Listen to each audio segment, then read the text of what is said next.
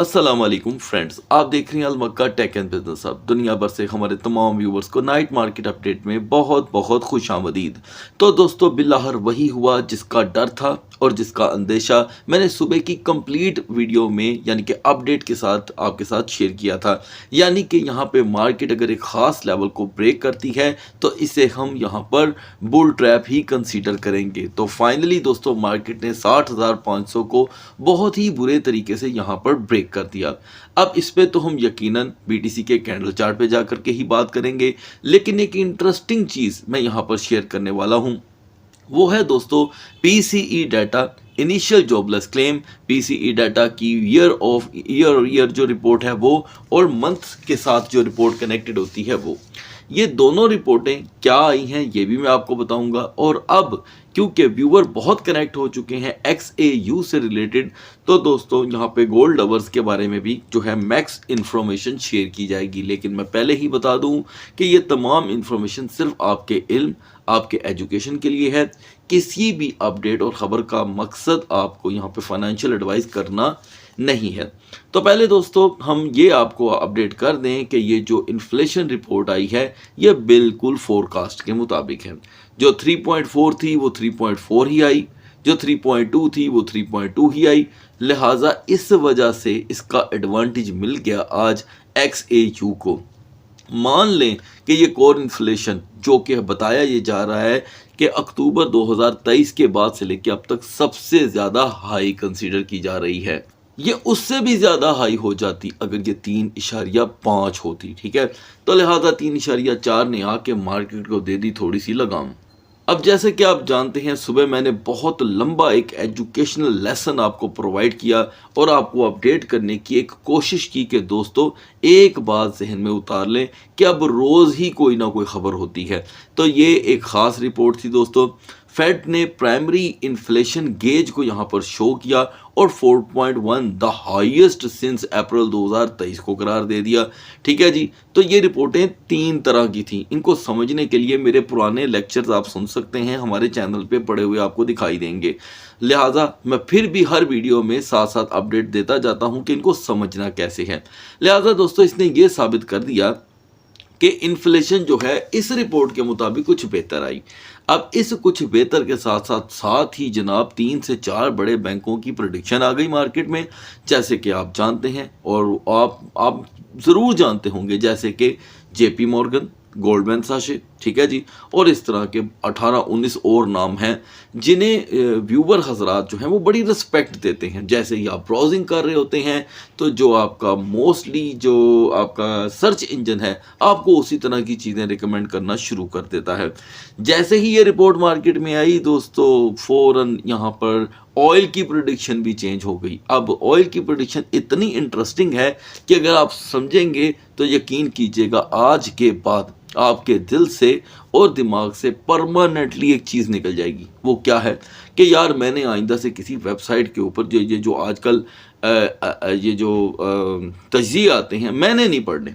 इसलिए नहीं पढ़ने कि यार ये तो पल में तोला और पल में माशा हो जाते हैं। मैं इनको पढ़ के बड़े एतमाद में आ जाता हूँ कि यार एक बड़े ही मुस्तनद ज़रिए से एक तजज़िया आया है, मैंने 1 घंटा लगा के इसकी ट्रांसलेशन की है, मैंने पढ़ा है और अब ये मेरे किसी काम का नहीं है।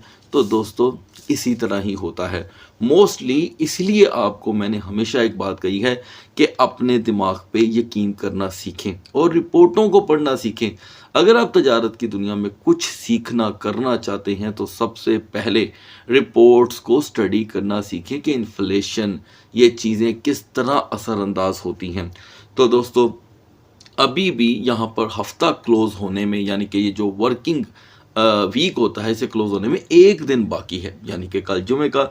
हालांकि कल खैर से 10 मुहर्रम है, लेकिन आपको मार्केट के अंदर रिपोर्टें आती तो दिखाई देंगी क्योंकि ये तो इंटरनेशनल रिपोर्टें हैं। वॉल्यूम भी कम होगा। वॉल्यूम कम होने का मतलब ये नहीं है कि आप के ट्रेड करने से वॉल्यूम आएगा। वॉल्यूम तो दुनिया में कहीं से भी आ जाता है। तो लिहाजा कल का दिन अहम होगा क्योंकि कल एक अदद और रिपोर्ट है, लेकिन उसकी कोई इतनी वैल्यू नहीं है, लेकिन बनाने में क्या है, बना दी जाए। तो गाइज ये हालत है इंडेक्स की। इंडेक्स ने यहाँ पर जैसे ही ये रिपोर्ट आई तो अपने आप छोड़ ही दिया, यानी कि हम जो ड्रामेटिकली 101 इशारिया आज सुबह 75 पे थे, हम इस वक्त 101.42 पे हैं। अब से कुछ ही देर पहले गाइस हम 101.32 पे थे, जाकर देख लीजिएगा, मैं टाइम बचाना चाहता हूँ यहाँ पे।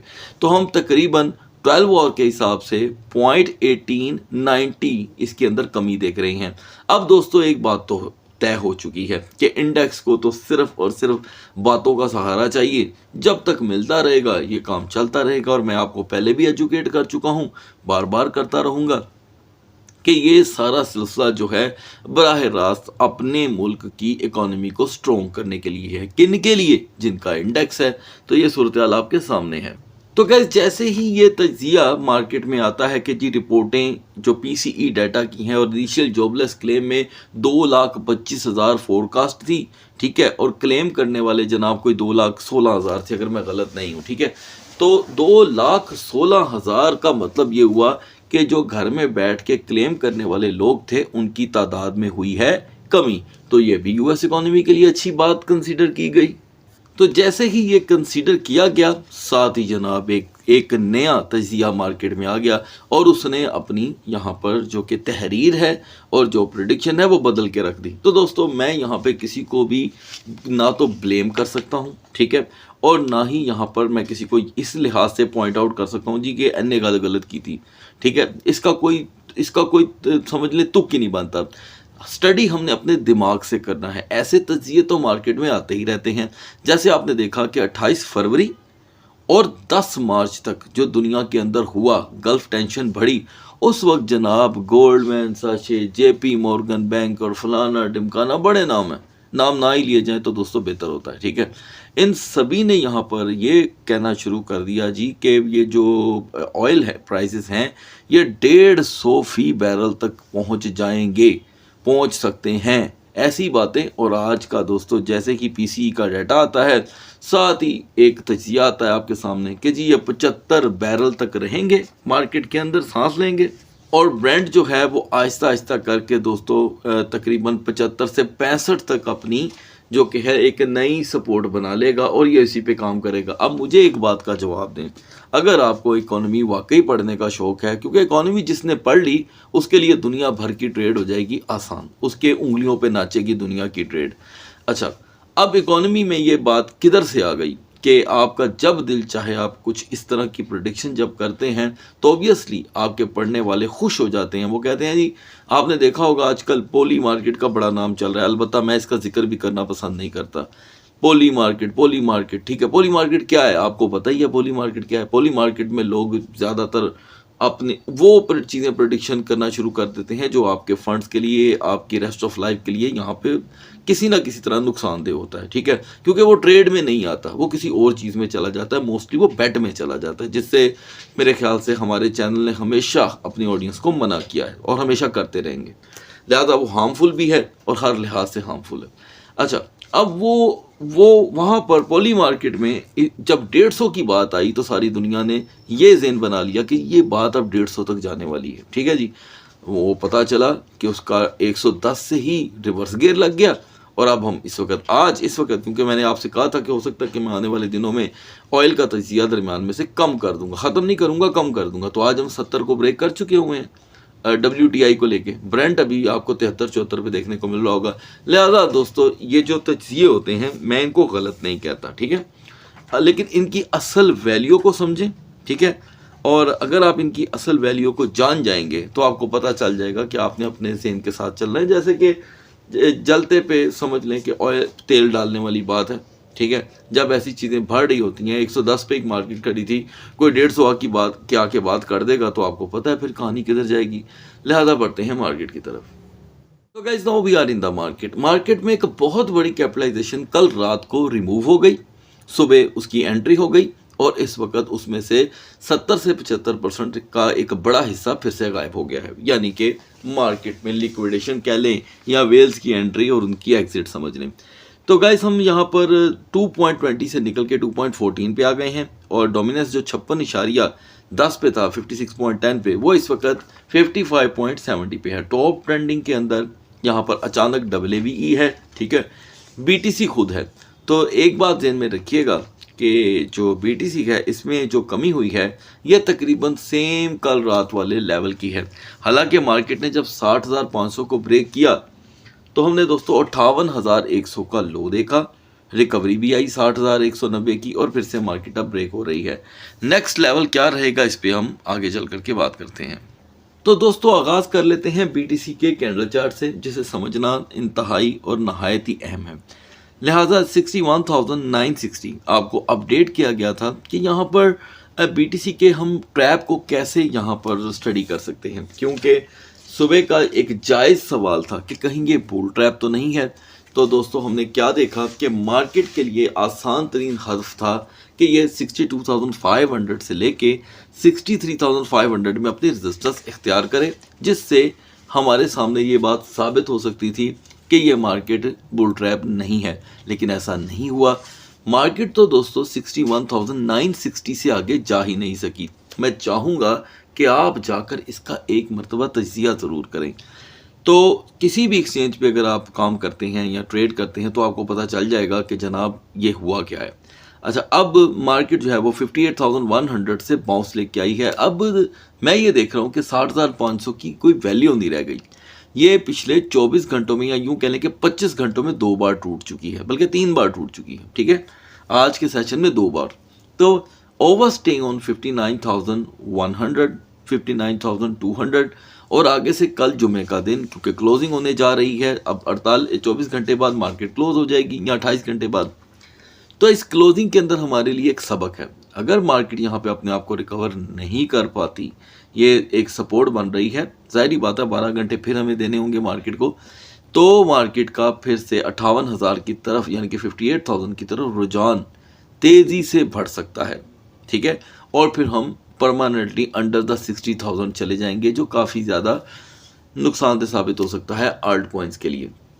रही बात बीटीसी की रिकवरी, दोस्तों वो अभी भी सेम है। वी नीड 62,500, उससे पहले तो बात बन ही नहीं सकती। लेकिन जिस तरीके से बीटीसी ने आज रिकवरी की, इथेरियम नहीं कर सका, यानी कि बुल ट्रैप का भी ये हिस्सा ना बन सका। और 1640 से हम ऐसे गिरे दोस्तों कि 1532 का लो देखा और अब मार्केट 1570 पे आके सो चुकी है।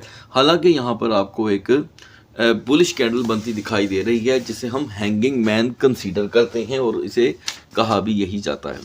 तो यहाँ दोस्तों 1550 और 1570 के दरमियान ही इसकी एक इंतहाई कमज़ोर सी सपोर्ट बन रही है, जो इथेरियम को मज़ीद कमज़ोर कर सकती है। ऐसा भी हो सकता है कि इथेरियम हमें ऑल टाइम लो दिखा दे पिछले 4 साल का, क्योंकि 1505 तो था ही था। एनीवे अभी फ़िलहाल करंट सूरत हाल में इथेरियम का वॉल्यूम दोस्तों मूव करने को तैयार नहीं हो रहा, बिल्कुल तैयार नहीं हो रहा। तो फिर भी ऐसे में अक्सर जो है वेल्स अलर्ट हो जाना कोई नई बात ना होगी। 1590 की रेजिस्टेंस, इसके लिए रिजेक्शन लेकर के अभी भी आ सकती है। मत भूलिएगा कि कल भी कारोबारी दिन है इंटरनेशनली, तो इथेरियम में वॉल्यूम की तवक्को की जा सकती है। बढ़ते हैं आल्ट कॉइन्स की तरफ। तो दोस्तों आल्ट सेशन का आगाज़ करते हैं बीएनबी से। यहाँ पर बीएनबी ने 569 की जो सुबह रेजिस्टेंस प्रोवाइड की थी, उस पे उसकी सपोर्ट 570 की थी, जिसके ब्रेक होने पे हमारा अंदेशा जो था वो वाजिया तौर पे फिर से 560 का था। और आप देख सकते हैं कि एक टाइम पे बीएनबी ने 540 तक की यहाँ पर एक लो पोजीशन शो की, और अगर रिकवरी भी हुई तो वो 560 तक की थी, यानी कि 550 और 560 के दरमियान ही यहाँ पे मामला रहा, और अब हम फिर से बुरी तरह रिजेक्ट हो चुके हैं। हालांकि ये शैडो और इसकी हिस्ट्री आज ही बनी थी और आज ही टूट गई, तो लिहाजा मार्केट के अंदर ट्रैप और एतमाद की कमी मौजूद है। एनीवे हम यहाँ पर देख रहे हैं कि बीएनबी को अब ज़हनी सबकत हासिल रहेगी 550 की। ये 540 की वो सपोर्ट है जो मैंने कल रात को आपके साथ डिस्कस की थी।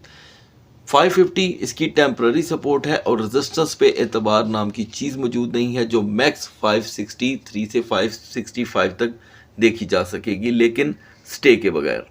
इस लॉन्ग स्क्वीज़ में दोस्तों ये हुआ कि सोलाना जो 69.05 पे था, उसने अपनी सपोर्ट को जाकर ट्रिगर किया 65.50।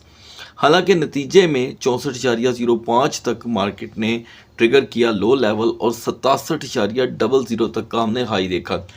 मतलब ये निकलता है दोस्तों कि सोलाना की अब जो सपोर्ट है 65.50 की वो भी वैलिड नहीं रही। तो हम सो ऑफन यहाँ पर 64.50 को देख रहे हैं।